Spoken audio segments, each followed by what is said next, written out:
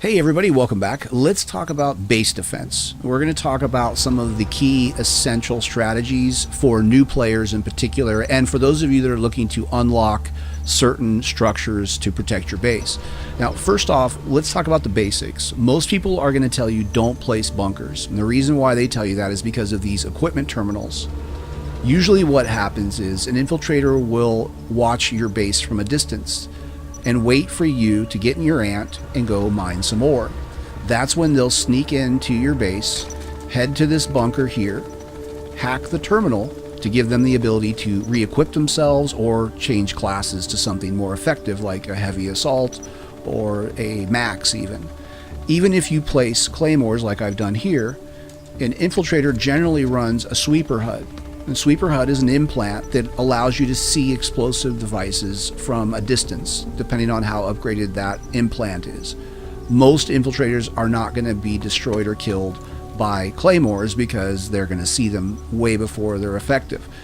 Now, one thing that's important to understand about these terminals in these bunkers is if you really want to place a bunker, but you don't want to take a risk of a terminal being hacked, then blow it up. Just blow it up. Take some C4 or shoot it or whatever and just blow it up. And that way, if you need it, you can always go in and repair it later. And that will eliminate the effectiveness of the terminal being used by an infiltrator, for example. Now, one other thing I want to point out about these structures. If you look at the placement of the structures themselves, I put the bunkers entrances facing each other. The pillbox is also facing this central area. And what this gave me the ability to do was to put a pain spire to make this inconvenient. Now, pain spires seldom kill enemies, but what they can do, unless they have a specific implant, when they take damage, they're going to be detectable. You're going to see a shimmer from their shield. And what I use the pain spires for is, if it happens to kill people, great. But most of the time it doesn't. But what it does do is it makes them not want to travel in here excessively. And if they do, I can pick them up because the damage that the pain spire does triggers their shield, which makes them detectable. So that's the concept there. It also gives you a centralized location where you can quickly, basically your allies, if they happen to be in this base, can quickly defend one area of your base from multiple angles. I'm not a big fan of placing bunkers on opposite end of a base. I'm not a big fan of having 5 or 6 different locations with 5 or 6 different structures. I usually focus on 2 locations. The primary entrance and exit of my base will have a group or a cluster of structures like this. And these are basically the garrisons, so to speak, that my allies can work out of. And then I will build some logistical style, like, base of action, which is the Sunderer garage with a series of modules inside and an Elysium spawn tube. And then I will put a pain spire in between the Sunderer garage and the infantry tower. And then I will take, and these are some advanced structures you may not have as a new player, but it gives you an idea of how to use some of these. You can choose your own way. If you have your own taste or preference, that's fine. Then I'll take a router, which is this pad here, and place it on top of the tower. That way, if I'm getting trolled at my Sunderer garage, and they basically have me cornered, I can get the high ground and hopefully be able to take a few out down below. I prefer to spawn up here as light assault, because then I can drop C4 if I need to, and this is a fairly commanding view of your base. This gives you multiple locations to spawn from. And this is really kind of the basic defense that I use over and over again. I enclose the walls or put the walls very close together at the back of the base to form a U. So this area is safe from infiltrators coming in through the back of the base. Light assaults are going to be able to jump the wall, of course, but that's light assaults for you. Now, as far as the terminals for vehicles and aircraft, I place my vehicle and aircraft terminal on opposite sides or flanks of the base. I don't want my vehicle and my aircraft terminal to be close together because they're just going to hack both of those terminals very quickly, and then I've got to deal with that, and that makes it kind of a headache. But what I will also make sure is that either my infantry, preferably, since that will detect somebody who's over there, I'll either use my anti-infantry turret or my phalanx turret to make sure that I have a clear line of sight of all the terminals that are critical. Obviously I can't do that with the bunkers, but the anti-infantry turret is protecting the entrance and exit of those bunkers.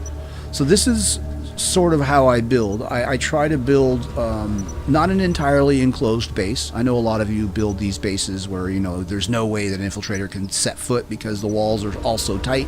That's a great build strategy, and for some of you that's a piece of cake. But for new players, you're probably going to have gaps in your wall, and one of the ways to deal with that is to make sure that at least your defense strategy makes some sort of sense.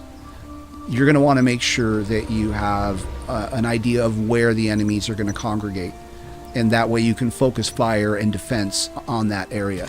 Now, I am going to attach a little quick video about the pillbox, because I did have some people asking me, why don't I use the pillbox with the Elysium tube in the doorway and then fill it with modules by dropping it down low enough that the floor is below the earth. There's a reason why I don't do that, and it has to do with the way the Elysium spawn tube both blocks infantry units from going in and out, which is a good thing for enemies but a bad thing for allies, and the fact that the Elysium spawn tube does not block the doorway completely, so it's possible to shoot through the cracks, damaging the modules inside. And since there's a spawn tube in the way, I can't repair those modules very easily as an engineer, because the only way to get in if there's an Elysium spawn tube in there is to come in as a light assault. And guess what? Light assaults can't repair modules, so basically the pillbox full of modules becomes difficult to deal with. Now, if you're an expert player and a veteran, of course, you've got ways that you work around that. I'm not trying to say that the pillbox is a bad strategy by any means.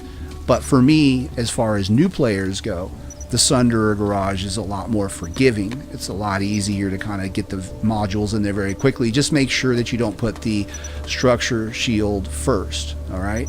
You don't want to put the structure shield first. You want to put that last as far as modules go. Anyway, I will attach the pillbox demonstration at the end of this video. And other than that, thanks for watching. So this is the response video to the pillbox build, and the only reservations that I have are that you cannot enter the Elysium spawn tube, and once you choose to go into the pillbox, unless you're light assault, you're somewhat trapped. I mean, there's no way out. Once you get inside, you can shoot out the windows and you can hide in here, but you're stuck unless you are light assault. If you're light assault, you can get out. Now, one of the side effects of this pillbox is that it is possible, if you put modules inside, for somebody to shoot through the crack in between, because you can't put an Elysium tube wide enough to block shots like that. So if there was modules in there as a light assault, I could just shoot them, and then you can't repair them from here. There's no way to repair those modules that are damaged. You can't fly as an engineer, so you're really limiting yourself. Now, there is, I'm sure, some useful purposes for this, but as a new player, this might be a difficult build to navigate.